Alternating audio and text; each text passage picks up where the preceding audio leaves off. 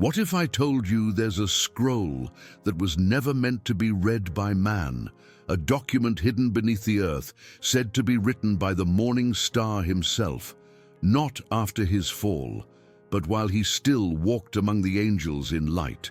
This is not a tale of rebellion, it's a testimony buried in flame, sealed with 7 marks, and spoken in a language only the heavens once understood.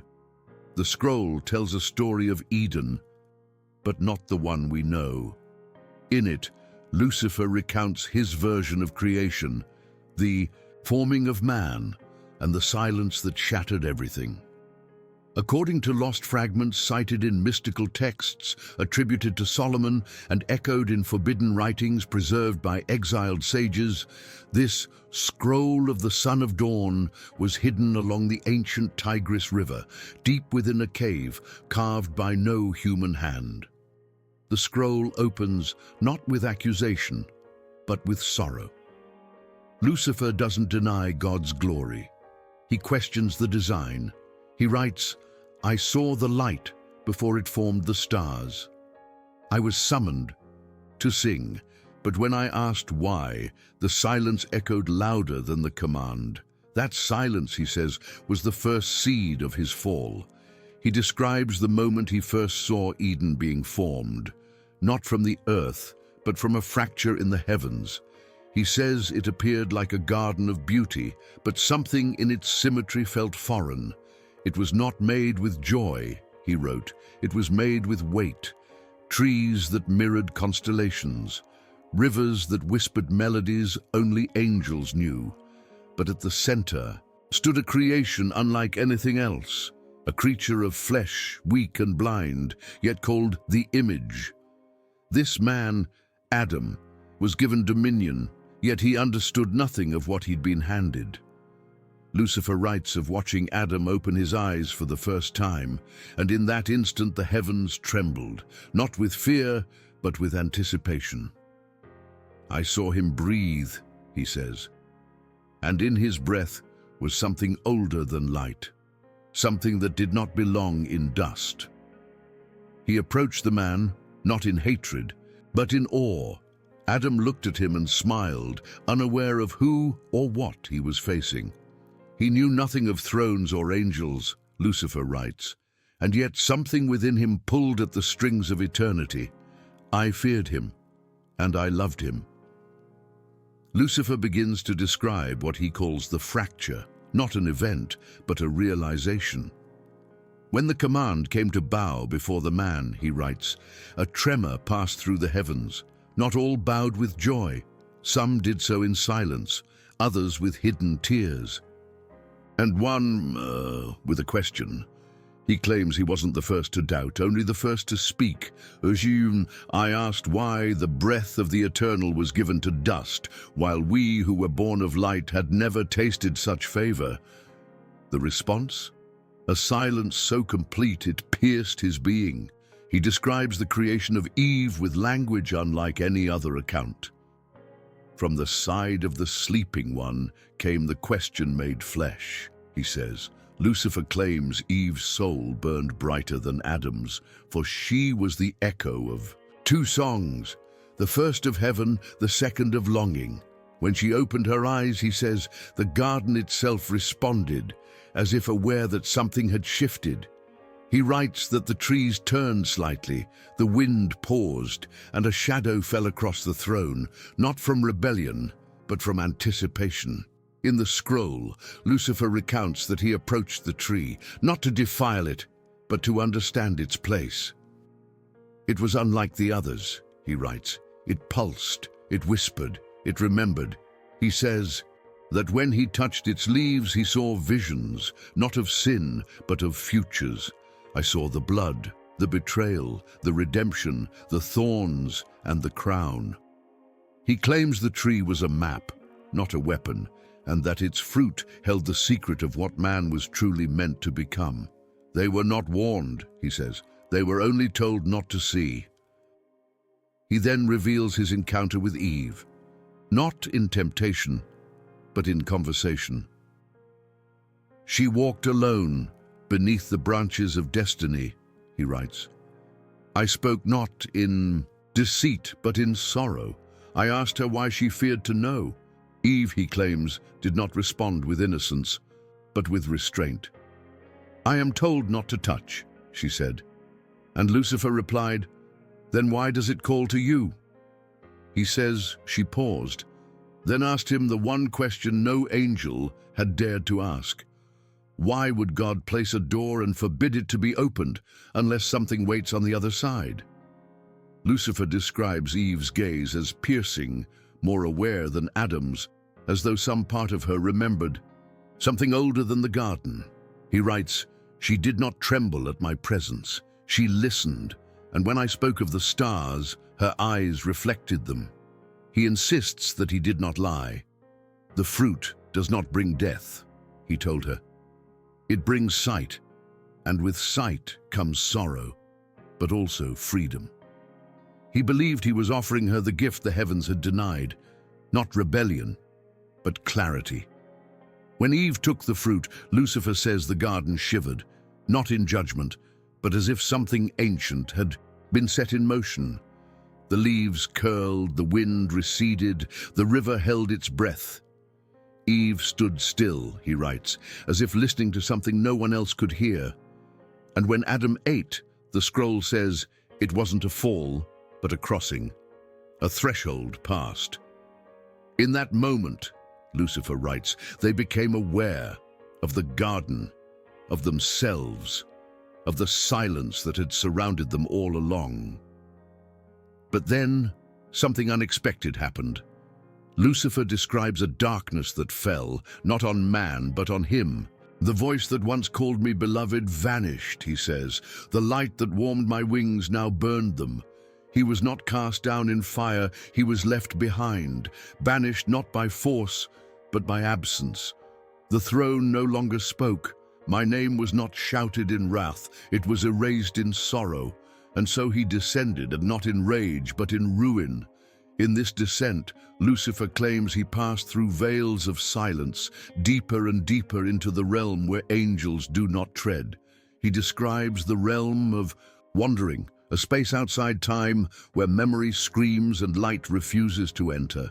There, he says, he began to write, not with ink, but with flame. His words etched into the walls of the cave beneath the river Tigris, each sentence a cry, a confession, a remnant of the voice that once knew heaven. Let this be my scroll, he wrote. Let it outlive me. Lucifer explains that the scroll was never meant to justify him, but to expose a silence that echoed before sin. I did not fall when man ate, he writes. I fell when heaven refused to answer. He reveals that after Eden, he sought audience with the throne once more, not to beg, but to understand. I stood before the veil and asked, why give them choice and call me wicked for protecting it? The only response was light that turned its face away. That was the true exile, he says, not fire, but abandonment. Then comes one of the scroll's most startling claims, that Lucifer saw the crucifixion before man even sinned. He says the tree of knowledge was not the first tree of destiny. I saw another, shaped from the same roots, rising on a hill not yet formed. The garden and the hill were mirrors. One began the fall, the other held its price. He implies that the plan of redemption was older than creation itself, that the sacrifice was not a reaction, but a foundation. He goes further, stating that Eden was not created for man, but for the heavens to witness obedience in flesh. The test was not theirs, he writes. It was ours, to see if we could watch weakness rise and not interfere, to see if we could serve even when not chosen. Lucifer claims that his failure wasn't pride, it was intervention. He saw man faltering and stepped in, thinking he was preserving divine order. But in doing so, he admits, I violated the silence. Next, Lucifer reveals a hidden truth about the other angels. He says many agreed with him, but chose silence over exile. I stood alone, not because I was wrong, he writes, but because I spoke first. He names no others, but hints that some of the loyal still carry questions in secret.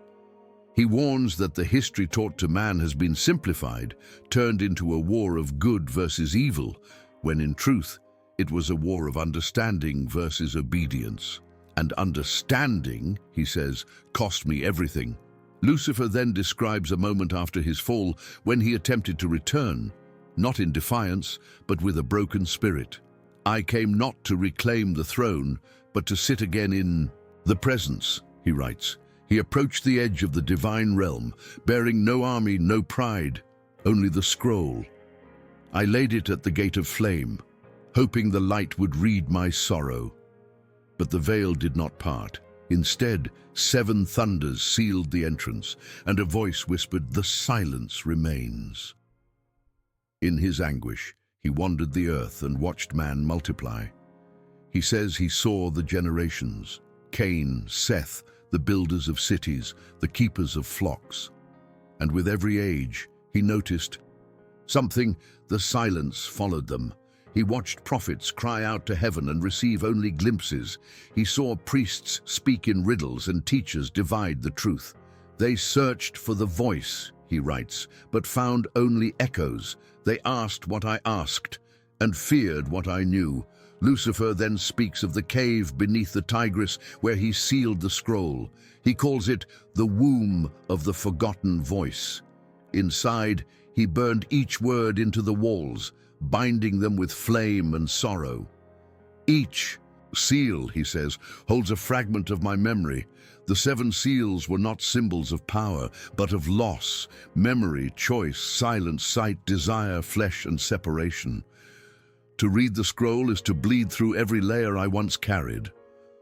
One chilling line reads, "The one who breaks the final seal must not come seeking power, but with tears in his voice." Lucifer warns that this scroll is not for the proud nor the curious. It is for those who tremble before the weight of knowing. He says it contains truths about Eden, about the heavens, and about man's role in a design that even angels never fully understood. This is not revelation, he says. It is the grief of the unseen. Lucifer then turns to one of the most controversial claims of the entire scroll, that Adam was not the first to be tested. He writes, "Before dust was shaped and breath was given, a question echoed through the heavens. Will you serve what you do not understand?" Some angels answered yes. Others remained silent. I answered with a question, he says, and that became my crime. He insists that man's creation was not the beginning, but the continuation of a mystery already unfolding long before. He writes of a secret chamber in the celestial realm called the Hall of Veiled Names. There, Lucifer says he once glimpsed a scroll written by the hand of the Creator, a scroll that contained the names of those chosen before the foundations of the world. Among them, he says, was the name of one who would redeem flesh through blood. That name, he claims, burned with unbearable light. I could not utter it, he writes, and when I tried, my voice turned to ash. Lucifer then reveals why he believes the scroll was buried, not just physically, but spiritually. The heavens do not fear rebellion, he writes, they fear memory. He says that if man were to remember what Eden truly was, it would shatter the image of a simple fall and expose a deeper truth. That even paradise was part of a plan, too great for obedience alone. They told you Eden was lost, he says, but Eden was never meant to last. It was a question, not a home. In a final act before sealing the cave, Lucifer says he knelt, not in worship, but in hope. If ever the light should hear my voice again, he writes, may it find in these words not pride, but pain. He believed that someday, when man had eyes to see beyond punishment and reward, someone would uncover the scroll. Not to free me, he says, but to finish the sentence that was never spoken in Eden. That sentence, he claims, begins not with, "You shall not," but with, "Will you dare to see?" Lucifer then addresses the role of the serpent. and what few ever consider. It was not I who entered the beast, he writes. The creature came to me. He says the serpent was already present, already drawn to the tree. It had no wings, no fangs, no evil, only a hunger to know. Lucifer claims he did not possess it, but whispered near it. I gave it language. I gave it question. In doing so, he says, it became the vessel for his voice, not by force, but by mutual desire to understand. He claims the serpent was not cursed for deceiving man, but for breaking the design. It revealed the tension in paradise, he writes. That truth was hidden in the one place forbidden to touch. God, he says, did not punish the serpent because it lied, but because it revealed that Eden was never meant to last untested. Lucifer adds, the serpent was my echo. And when it fell to the ground, silent and crawling, I knew, so had I. The scroll speaks of angels sent to erase the memory of Eden's true nature. They were not messengers, but sweepers, he writes. They covered the footprints, dimmed the light, sealed the questions. He describes seeing entire realms rewritten, songs erased, names hidden, scrolls burned. Truth was not destroyed, he says. It was buried, deep, layer by layer, so that by the time man sought answers, the trail was cold. He calls this the second silence, not from God, but from heaven itself. Then Lucifer warns that this silence will not last forever. When man builds towers that touch the stars and names himself God, the seals will tremble, he writes. He says knowledge will rise again from dust, not by prophets, but by those who still carry questions in their blood. He calls them the seekers, and says their eyes are drawn to ruins, to mysteries, to ancient names carved in stone. They do not serve, he writes, but they feel, and through them the scroll may awaken. In the final section of the scroll, Lucifer returns to the moment of his silence, not the fall itself, but what came after. I wandered through realms where even light refused to follow, he writes, not as ruler of darkness, but as the echo of a voice once known. He describes hearing prayers, not to him but to the heavens, and feeling them pierce through the void. They cry out for understanding, he says, and still, silence answers. He weeps not for himself but for man, the bearer of a question no one will explain.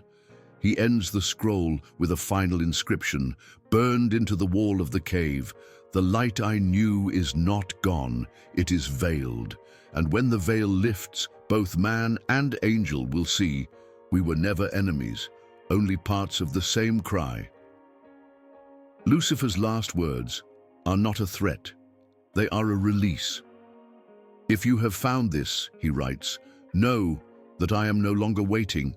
The scroll is no longer mine. It belongs to the one who dares to finish the sentence, with eyes wide open.